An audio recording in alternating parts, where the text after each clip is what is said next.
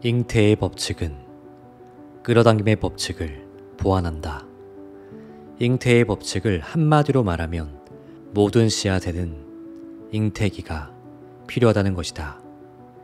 특정한 씨앗이 계기 형태에서 물질적인 형태로 온전하게 진화하려면 숙성 기간이 필요하다는 말이다. 이것은 자연에 존재하는 모든 것에 적용되는 진리다. 사람의 삶도 자연의 일부인 만큼 당연히 잉태의 법칙이 적용된다. 예를 들어보자. 당근 씨앗을 땅에 심어서 온전한 당근을 얻으려면 70일이 걸린다. 양은 수정이 되어서 태어날 때까지 약 145일이 걸린다. 인간은 약 280일이 걸린다. 당신이 논리정연하게 설정한 여러 목표들은 그 자체로 하나의 씨앗이다. 그리고 이 목표 하나하나는 잉태기, 즉 당신이 처음 이것을 심은 시점에서 그것이 온전하게 물질적인 형태로 나타나는 시점에 이르는 기간을 필요로 한다. 이 잉태 기간은 얼마나 길까? 매우 어려운 문제다. 쉽게 알 수가 없다. 새로운 사업을 하는데 필요한 여러 가지 도구들, 자원들, 자본, 그리고 동업자를 끌어당기는데 얼마나 많은 시간이 걸릴까? 영혼의 동반자를 소망해서 끌어당기는데 얼마나 많은 시간이 걸릴까? 당신이 원하는 자리를 잡을 수 있게 세상이 당신을 올바른 환경 속에 위치시키는데 얼마나 많은 시간이 걸릴까? 우리는 정답을 알지 못한다. 하지만 분명하게 아는 게 있다. 어느 정도의 시간은 꼭 걸린다는 것이다. 분명하게 아는 게 또 하나 있다. 만일 씨앗을 뿌린 뒤에 계속해서 이 씨앗을 괭이로 파서 들쳐내면 이 씨앗은 제대로 자라지 못한다는 사실이다. 자, 당신이 어떤 멋진 음식점의 웨이터라고 상상하자. 당신이 좋아하는 손님들이 오고 있고 최고급 요리를 주문한다. 당신은 이들이 주문한 내용을 주방장에게 전달한다. 그리고 주방장은 이 요리를 하기 시작한다. 그런데 당신이 주방장 뒤에 붙어서서 계속 이렇게 묻는다. 아직 멀었나요? 아직 멀었나요? 아직 멀었나요? 아직 멀었나요? 아직 멀었나요? 아직... 이는 주방장에게 전혀 도움이 되지 않는다. 계속 이렇게 할 경우 다음 두 가지 일 가운데 하나가 당신을 우울하게 할 것이다. 주방장의 집중력이 흐트러져서 요리가 엉망이 되어버려 실망하거나 주방장에게 엉덩이를 걷어차이거나 늘 꿈꾸던 일의 그림을 마음속으로 그릴 때 당신은 이 음식점을 찾은 손님인 동시에 이 음식점의 웨이터다. 당신은 이 손님에게서 맛있는 요리의 주문을 받은 뒤에 이것을 주방에 있는 주방장에게 전달하고 주방장은 주방에서 이 주문을 받아서 요리를 완성한다. 그런데 당신은 일단 주문 내용을 전달한 뒤에는 주방장을 성가시게 들볶을 수 없다. 음식점의 작업 체계로 볼 때 그렇다. 주문 내용을 주방에 전달한 뒤 나머지 일은 주방 사람들에게 맡겨야 한다. 마당에 있는 꽃밭을 가꿀 때도 마찬가지다. 꽃씨를 심은 뒤에 싹을 틔우는지 확인하고 싶은 마음에 꽃씨를 자꾸 파헤쳐서 확인하다 보면 결국 원하던 꽃을 보지 못하게 된다. 인생도 마찬가지다. 억지로 어떤 생각을 강제하면 이 생각은 결코 물질적인 형태로 발전할 수 없다. 자연 법칙 가운데 하나는 어떤 힘이든 반발한다는 것이다. 만일 어떤 과정에 힘을 가하면 그 과정은 반발한다. 그러니 생각의 씨앗을 심은 뒤에는 싹이 뿌리를 내리고 생장에 필요한 여러 자원들을 스스로 찾을 수 있도록 시간을 주어야 한다.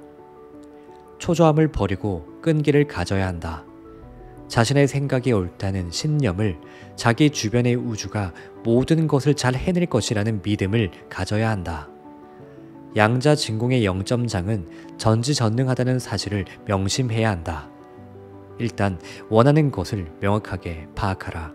이것이 스스로 일을 시작하게 한동안 내버려 둘 수 있을 정도로 충분히 끈기를 갖추어라.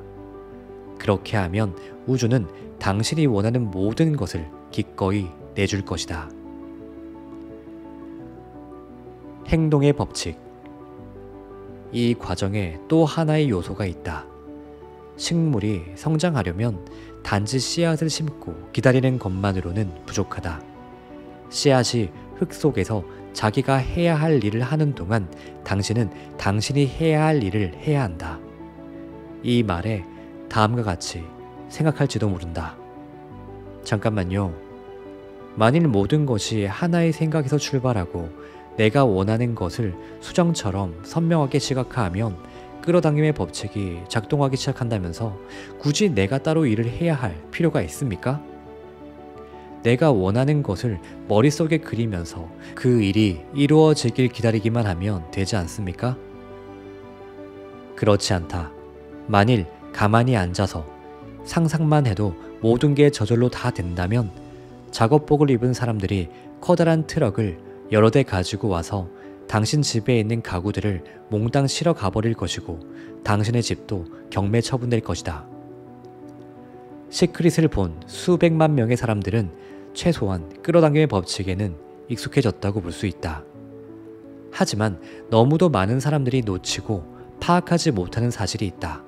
행동의 법칙을 따르지 않을 경우 끌어당김의 법칙은 효과적으로 작동하지 않는다는 점이다. 엉덩이를 털고 일어나서 무언가를 하지 않으면 그다지 많은 것이 일어나리라고 기대하지 않는 게 좋다. 퀘이커 교도들 사이에는 기도하면서도 발을 놀려라 라는 표현이 있다. 또 만일 감자를 얻을 수 있게 해달라고 기도하려면 우선 괭이부터 챙겨라 라는 표현도 있다. 꽃씨를 꽃밭에 심은 뒤에는 물을 주고 잡초를 뽑아야 한다. 씨앗이 저 혼자 해야 할 일을 도와줄 수는 없다. 당신의 힘으로 직접 씨앗이 나무가 되게 하고 꽃이 되게 할 수는 없다. 하지만 씨앗이 그렇게 성장하는데 필요한 여러 가지 자원들을 얻을 수 있도록 환경을 조성하는 일은 당신이 해야 한다. 여기에서는 우선 끌어당김의 법칙과 잉태의 법칙, 그리고 행동의 법칙이라는 세 가지 법칙이 한데 엮여 있다는 사실을 이해하는 게 핵심이다. 이 내용을 다음과 같이 요약할 수 있다. 목적 의식을 가져라. 끈기를 가져라. 그리고 행동하라. 이 세 개의 법칙을 일에 적용하는 방법을 배우기 바란다. 그렇게만 하면 쓰라린 시행착오로 점철될 몇 년의 세월을 아낄 수 있을 것이다. 그리고 삶에서나 사업에서 평생의 소원으로 간직해오던 것을 실현할 수 있을 것이다. 여태까지보다 몇 배나 빠르게. 안녕하세요. 당신의 요술램프 인생 닥터입니다. 오늘은 존 아사라프가 쓴 걸작 부의 해답의 두 번째 시간입니다. 이제까지 저는 수많은 구독자분들에게 이런 질문을 참 많이 받아보았습니다. 도대체 언제 끌어당김이 이루어지나요? 끌어당김이 이루어지는 시기를 알고 싶어요. 소원이 빨리 이루어지지 않아서 초조합니다. 자신의 끌어당김이 언제 이루어지는지 궁금한 것은 어쩌면 당연합니다. 그 부분은 저 역시도 크게 동감해요. 그런데 그 시기에 대해서는 사실 아무도 알지 못합니다. 다만 제대로 우리가 끌어당김을 실천하고 있다면 반드시 결국 이루어지게 될 것임을 알죠. 즉, 분명한 결과는 알 수 있지만 언제 그 결과가 발생할지는 그 누구도 알 수 없다는 것입니다.